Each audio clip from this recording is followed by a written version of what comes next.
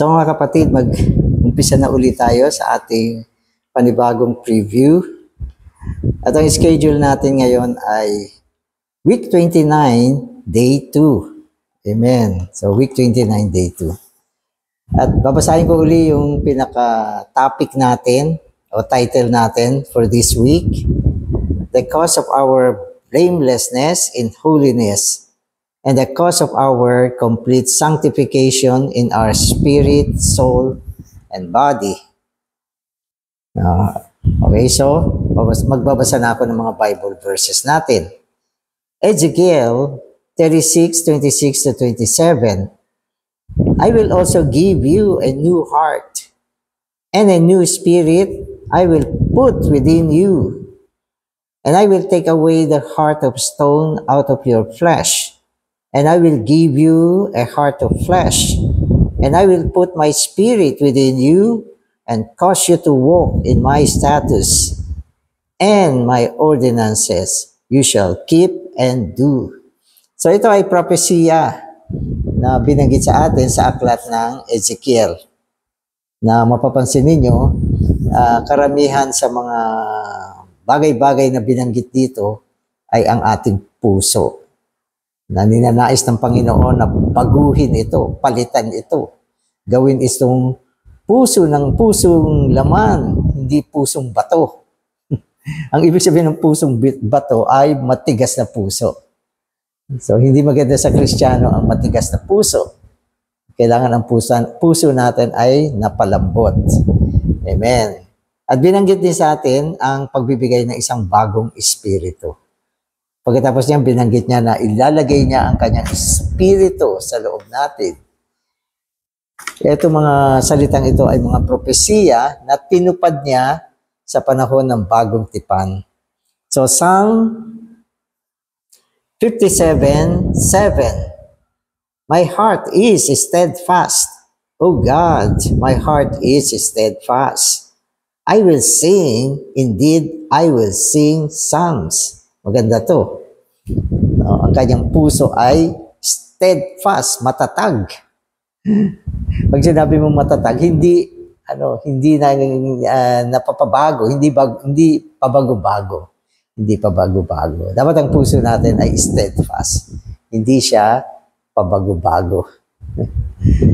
So magbasa na tayo. Instead of having an established heart, most Christians have a changeable, movable heart. We need a heart that is solidly established, not a heart that is changeable. According to our natural birth, however, our heart is changeable. For example, in the morning, a brother may be very kind to his wife, but during breakfast, he may become bothered by something and treat her in an unkind way. This is an illustration of the changeableness of our heart. So itong problema ng puso natin. Ang ating puso ay hindi matatag, pabago-bago, at gumagalaw. So hindi siya matatag. Ito yung sinasabi sa atin, by birth, ganyan ang puso ng tao. So, binigyan pa tayo ng isang illustration ng isang natural na puso ng isang asawang lalaki. Maga-maga, napakahinahon niya sa kanyang asawa. Diba? Maga pa yun. Pero nung nag-aalmusal na sila, biglang nag-iba na siya. Hindi na maganda yung kanyang trato sa kanyang asawa. Nagbago na. Nung umaga, nagsasabi pa ng I love you. Pero, ilang saglit pa lang ang nakakaraan. Hindi na ganun kaganda ang kanyang trato sa kanyang asawa. Yan ang puso ng tao sa prinsipyo ng pagkasilang na muli. So, sa pagkasilang na muli, hindi mapagkakatiwalaan ang ating mga puso. Amen. Our heart is changeable not only in relation to other people, but even our relationship with the Lord. God is the unchanging one. He never changes. We are the ones who are changeable, and we are changeable in our heart. For this reason, Paul was concerned that the hearts of the new believers in Thessalonica would be set, built up, and established. So ito pala ang kailangan natin. Yung mga puso natin ay mai-set, mailagay, mailagak. Ano pa? Maitayo. Ano pa? Maitatag. Diba? Mailagak, maitayo, maitatag. Upang ang bunga nito ay isang puso na naitalaga. Solid siya sa pagkakatalaga. Ibig sabihin ay hindi na siya gagalaw. Yan ang sinasabi sa atin. No, sapagkat kung ang puso natin ay hindi nailagak, naitalaga, naitayo, maski na tumanda tayo, yung puso natin ganyan pa rin. So malaki ang problema ng mga mananampalataya kung hindi maiwasto ang kondisyon ng kanilang mga puso. Kaya isang bagay na hinahabol natin bilang believer ay magkaroon ng isang puso na walang kapintasan. Perfect siya. Isang puso na hindi pa bago-bago. Isang puso na matatag at maaasahan. Sapagkat kung hindi yan binago ng Panginoon, hindi yan mababago. At pinabanggit sa atin, sa natural na kapanganakan, ganyan ang puso ng tao. Kaya mag-ingat tayo. Amen. 1 Thessalonians 3:13 opens with the words so that. The Greek word here actually means in order that. That is, it indicates an issue, a result of the foregoing verses, especially verses 6 through 12. Paul's concern for the Thessalonians' faith and love. Okay, so Paul's concern is for the Thessalonians' faith and love. His desire is that their faith would be perfected and that their love would increase and abound in order that the Lord may establish their hearts. Amen. So isa sa mga problema natin, tandaan natin, ang ating puso ay hindi maaasahan, pabago-bago ito. Hindi lang sa mga tao, madalas maski sa Panginoon, ang puso natin pabago-bago rin sa Panginoon. Kaya hindi rin maasahan. Minsan may panahon na, I love you Lord. Talagang totoong feeling mo, mahal na mahal mo si Lord. Pero pagkaraan isang panahon, parang lumamig siya. Pag sinabi natin lumamig, nagbago na siya. Nawala na yung init ng pag-ibig mo sa Panginoon. Isipin mo, sa Panginoon yan. Kaya ang Biblia, hinihingi niya ang isang pag-ibig mula sa atin tungo sa Panginoon. At sinasabi niya, ang pag-ibig na yan, ay unang pag-ibig. At ang pag-ibig ay kwento ng puso. Kwento yan ng puso eh. Pag pinag-usapan yung pag-ibig, storya ng puso yan. At yan ay nagiging matatag lang kung ang puso ay matatag. Pero kapag ang puso ay naging pabago-bago, malaking problema yan. Problema natin yan sa relasyon natin sa Panginoon. At maging sa tao. Sapagkat kung ang puso mo pabago-bago, maging sa relasyon mong pang-tao, magkakaproblema rin. Hindi lang sa kaibigan, minsan pati sa asawa, sa mga anak, at higit sa lahat, sa Panginoon. Kaya feeling ko napakahalaga itong topic na pinag-uusapan natin. Sapagkat dito sa paksa natin, pinag-uusapan ang isang pusong walang kapintasan. Dapat, pag bumalik na ang Panginoon, madatnan niya ang isang pusong walang kapintasan. Diba? Kaya sa Thessalonia, sabi ron, yung Panginoon, dadating siya. At dapat sa kanyang pagbabalik, ang iyong espiritu, ang iyong katawan, kaluluwa at espiritu ay walang kapintasan. At dito binibigyan natin ng diin yung bahagi ng puso natin. Sapagkat ang kaluluwa natin ay ang ating buong puso. Ang ating puso ay buong kaluluwa natin. Dapat wala siyang kapintasan.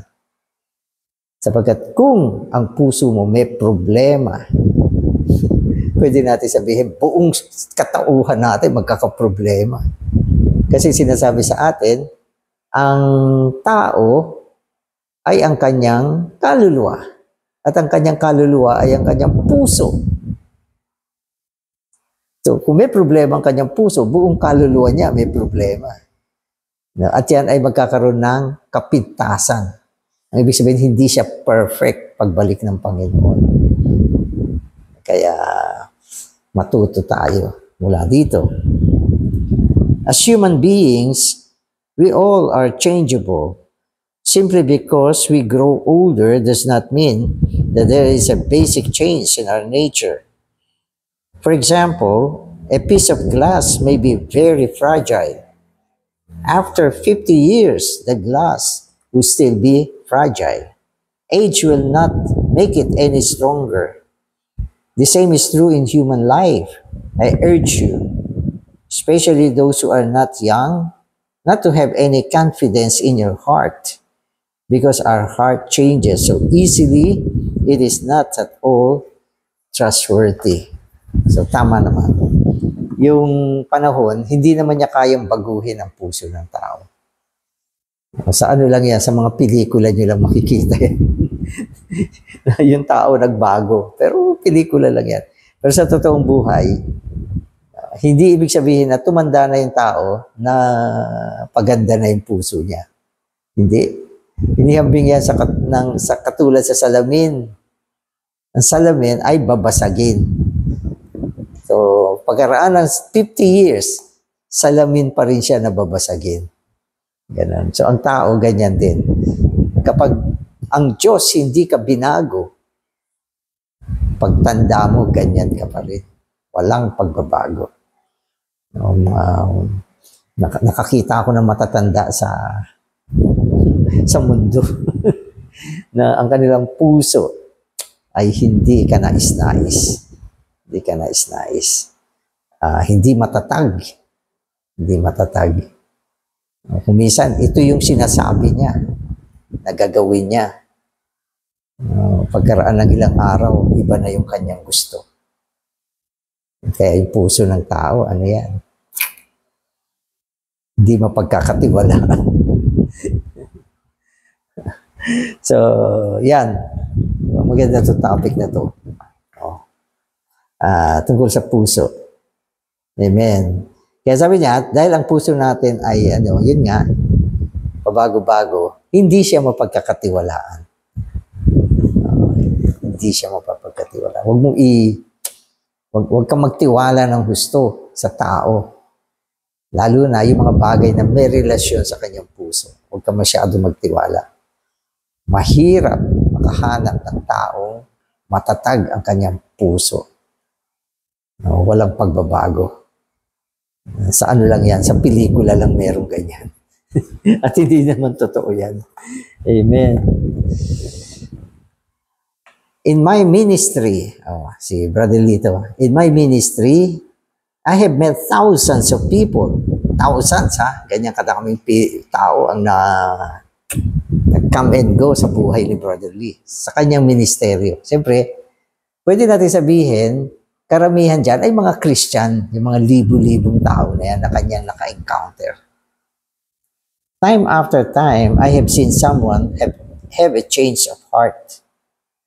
Because our heart is changeable, a crucial need in our Christian life is the establishing of our heart. So, naobserbahan niya, nakita niya, maniwala tayo sa kanya. Nakita niya paano magbago ang mga tao. May mga panahon na yung mga tao ay gustong-gusto siya. Gustong-gusto nila si Brother Lee. Pero isang panahon, hindi na. Ayaw na nila sa kanya. Ganun na nangyari. At hindi lang basta ayaw. Minsan, napapalitan pa ng galit at pagkamuhi. So, yun ang nakakapagtaka at nakakalungkot. Kaya sa church life, huwag mo ibigay yung yung buong trust mo sa mga tao. Ngayon, maaaring gustong-gusto ka nila. Pero huwag mo asahan yan. Kung tuloy-tuloy at hanggang bumalik ang Panginoon, mahal ka nila, gusto ka nila, praise the Lord. Pero ang sinasabi rito, mas marami ang hindi na italaga sa puso. Kaya ang pinakakailangan natin, tayong lahat, ay ang maitalaga, ma-establish ang puso natin. Yan ang pinakakailangan natin ngayon. Anong kailangan mo? Ma-establish yung puso mo. Anong kailangan ko? Ma-establish yung puso ko. Kailangan nating lahat na ma-establish yung ating puso. Mapatatag siya. At ang pagpapatatag niyan, ang Panginoon ang gagawa. Hindi natin kayang gawin yan. Kaya mo bang patatagin ang puso mo? Hindi mo magagawa yan. Kaya sinasabi natin, maski yung mga taong tumanda na, hindi pa nila napatatag yung puso nila. Maaari alam din nila yan. Bakit ang puso ko pabago-bago? Pwede nila sabihin, ganito na ako eh. Ngayon, ito yung gusto ko. Bukas, hindi na. Para sa kanila, balang pagdating ng panahon, normal na lang yung pabago-bagong puso. Pero sa mata ng Diyos, hindi normal na ang tao ay pabago-bago. Isipin mo kung ang Diyos natin, pabago-bago yung kanyang puso. Nako, delikado tayo dyan. So kung nagbago ang pag-ibig ng Diyos sa atin, nako, paano na tayo? Diba? Pero ang Diyos natin, matatag siya. Matatag siya. Unchanging. Immovable. Matatag. Establish ang Diyos natin. Kaya, maaasahan natin siya. Hindi tayo nag-aalala. Hindi ako nag-aalala sa Diyos. Nag-aalala ako sa sarili ko. Pero sa Diyos, wala akong pag-aalala. Alam kong hindi magbabago itong Diyos ko. Kung paano niya ako minahal nung una, hindi na pwede mabago yan. Alam ko, Lord, hindi na pwede mabago yan. Sapagkat siya lang ang isa na hindi nababago. Tayo, pabago-bago. Kaya ang pinakakailangan natin ay mapatatag sa ating puso, sa ating pag-ibig. Yan ang kailangan natin. Pwede ba mangyari yan? Pwede. Huwag kang maniwala na ang puso mo hindi kayang patatagin. Huwag kang maniwala dyan. Kailangan maniwala tayo sa kayang gawin ng Diyos para patatagin ang ating puso. Pero huwag kang maniwala na kaya mong gawin yan sa sarili mo. Huwag kang bumilib sa sarili mo. Ang paniwalaan lang natin ang Panginoon. Kaya niyang gawin na patatagin ang ating puso. Amen. Amen. Although we need our heart to be established, we are not able to do this. Okay, we are not able to do this ourselves. Only the Lord can establish our heart. Therefore, we need Him to cause our heart to be solidly established and built up. Amen. We need Him. Kailangan natin siya. We need Him to cause our heart to be solidly established and built up. Kailangan natin siya para solidong patatagin ang ating mga puso at itayo ang puso. Yan, kailangan natin siya. Siya lang ang pwedeng gumawa nito. Kaya mula dito, kailangan mapabago ang ating kaisipan. Kasi minsan may mga kaisipan tayo na iniisip natin na dadating ang panahon. Pagdating ng panahon, parang mga ganyan. Sa mga ilang taon pa, mababago na to. Ibig sabihin, may intention ka kasi baguhin yung puso mo. Kaya nag-set ka ng time. Bigyan mo pa ako ng 2 years, babaguhin ko tong kalagayan ng puso ko. Di ba? Meron kang intention. No? Pagkaraan ng 2 years, baka hindi lang changeable yan, mas malala pa. Kasi plano mong gawin o isagawa, okay, ang pagbabago sa sarili mo. Hindi natin kaya yan. I-give up natin. No, yung kakayahan natin ng baguhin ang ating sarili. Ang Panginoon lang ang kaya niyang gawing solid na maitalaga ang ating mga puso, no, para maging matatag siya. Amen. Amen. If your heart is set, built up, and established upon a solid foundation, it will then become blameless. An unchanging heart is a blameless heart. Blameless. So sinabi sa Thessalonians yan. Sabi niya, pagdating niya, nawa, tayo ay walang kapintasan.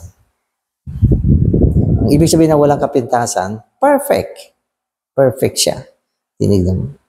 Walang fault. Perfecto. So yung heart natin, yan yung direction.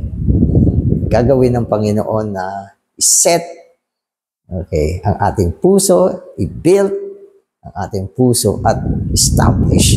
Pag nangyari yan, blameless ang puso natin. Wow, gandang puso. Blameless. Wala siyang defect. Wala siyang fault.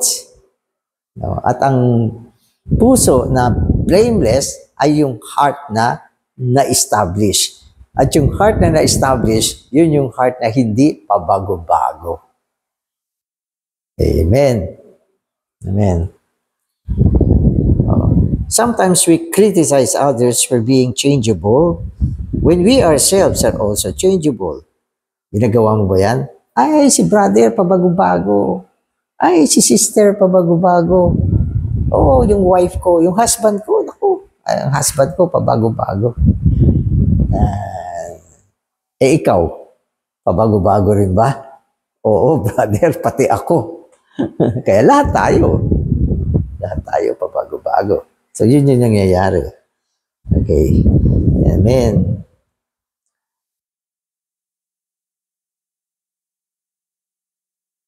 Amen. So, sabi niya, I must confess that in the natural life, I am changeable.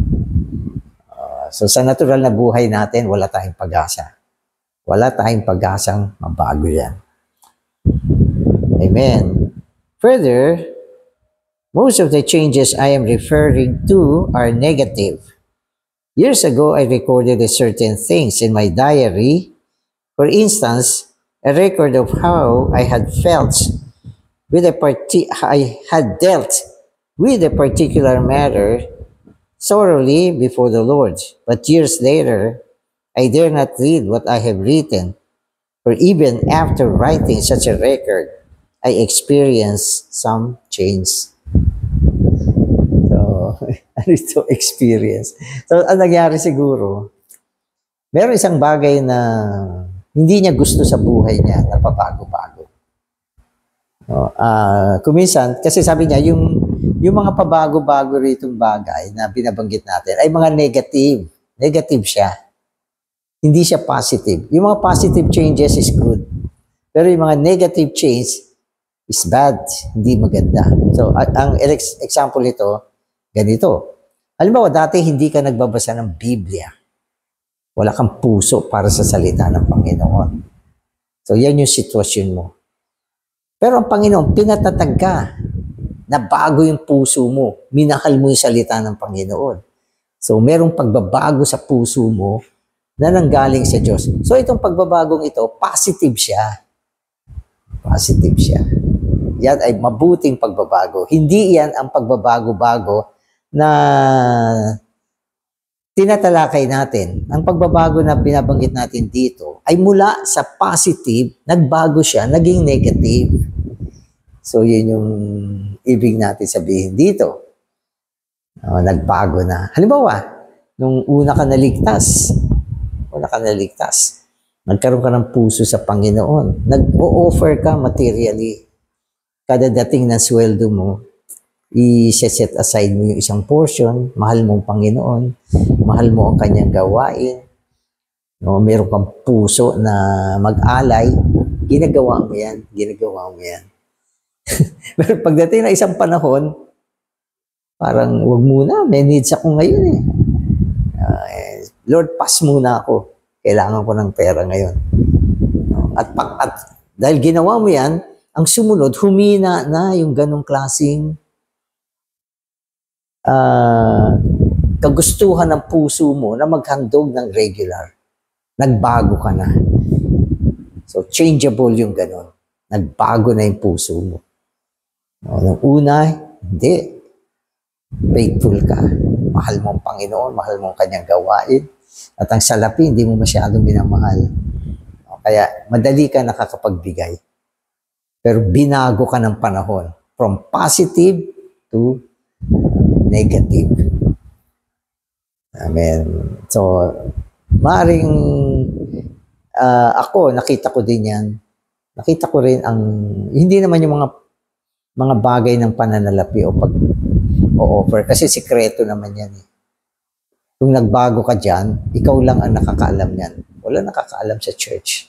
Ikaw lang at ang Panginoon ang nakakaalam yan. Pero may mga bagay na hantad na nagbabago mga kapatid. Meron ako ng mga nakita. Nung sila ay single pa. Single, wala pang pamilya. Napaka-faithful, dumalo ng meeting. Napaka-faithful. Minsan, noon, umagang-umaga, meron pa kaming corporate morning revival na nakakarating pa din. Pero nung nagkapamilya, yung puso nagbago. Hindi na siya umaattend ng meeting ng regular.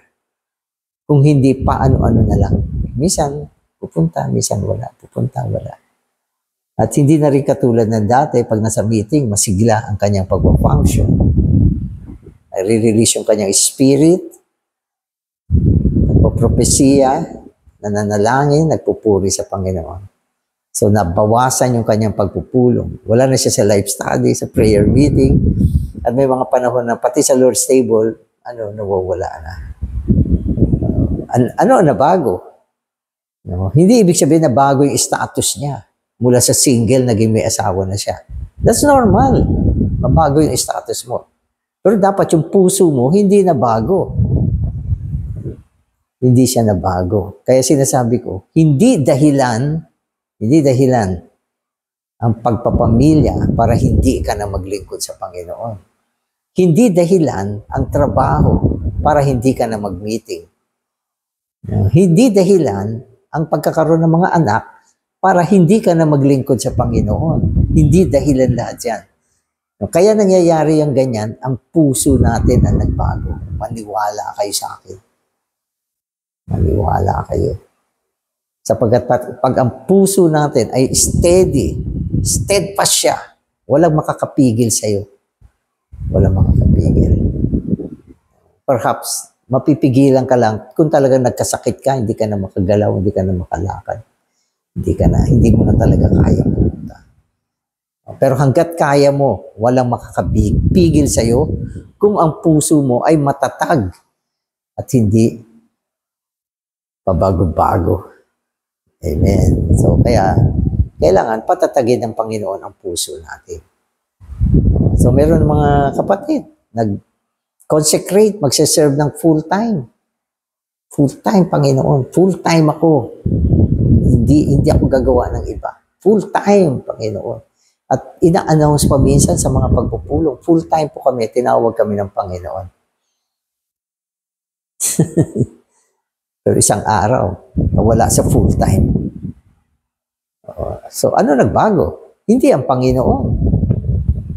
Nagbago ka ba dahil hindi ka sinusupply ng Panginoon? Hindi ako maniwala dyan. Kundi ang nagbago sa iyo ay ang puso mo. Kaya, di ba? Anong problema natin? Puso. Obviously, heart. Ang problema natin. Kaya, mga kapatid, nawa, bigyan tayo ng isang puso na matatag, na ilagak, na ipatatag, na itayo ng Panginoon ang puso natin. Amen. Amen.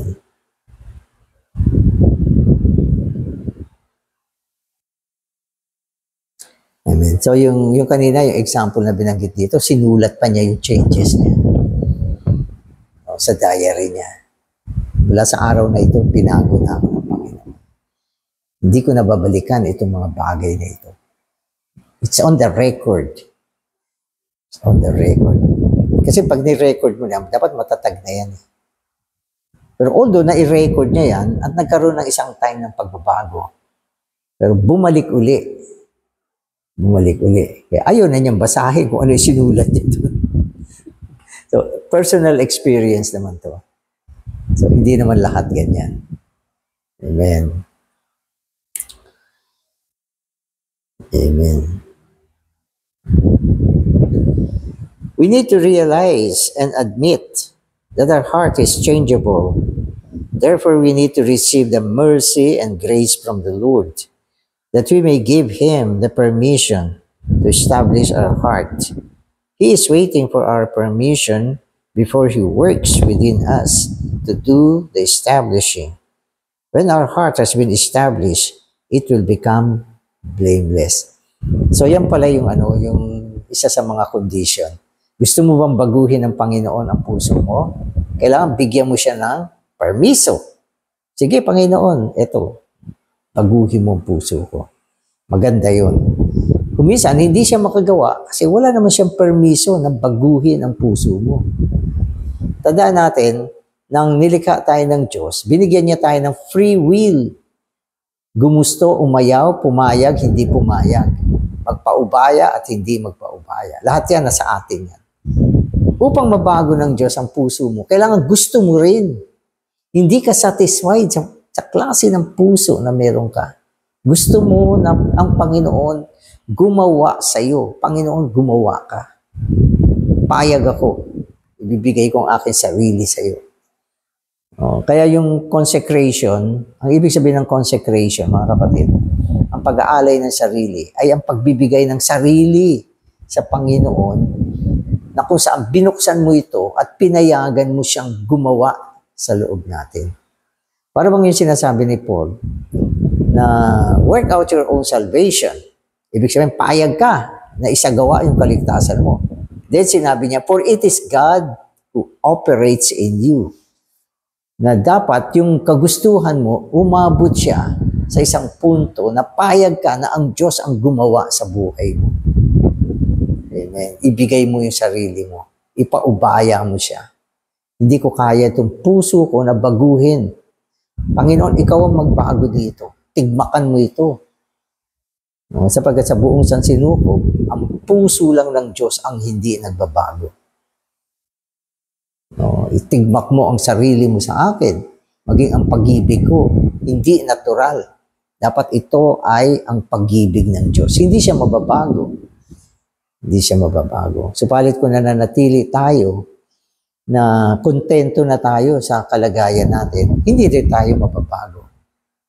Pero kung pinaubaya mo, okay, sa paggawa ng Diyos, ang Diyos ang magdala ng kanyang kaligtasan tungo sa atin, pabanalin niya ang ating puso, then one day ang puso mo magiging matatag. Hindi man sobrang tatag, pero nararamdaman mo, napapatatag siya, araw, kada araw. Lahat ng mga itinalaga mo, mga spiritual na bagay na kinumit mo, nagagawa mo, hindi ka nagbabago. Ang ibig sabihin niyan, yung puso mo na nagkaroon na ng pagbabago mula sa Panginoon. At one day, kung na-reach mo yung isang heart na perfect, established, blameless ka sa harapan ng Panginoon. Blameless. So yun yung word na binanggit na dapat na kondisyon natin sa pagbabalik ng Panginoon. Dapat blameless ka. Walang kapintasan. Amen. Salamat, Panginoon. Binigyan mo kami ng liwanag tungkol sa aming kondisyon ngayon. Tunay nga sa aming natural na buhay, Ang aming mga puso ay hindi matatag. Isang pusong pabago-bago. Isang puso na nauuga. Subalit salamat, Panginoon. Tangi lang ang iyong puso ang may tatag. At ang puso ng Diyos ang walang pagbabago. Daluyan mo kami. Transformahin mo kami. Sa gawa mo ang pagtatatag ng aming mga puso. Tayo mo ito. Ilagak mo ito. O Panginoong Jesus. Salamat sa iyo. Amen. Amen.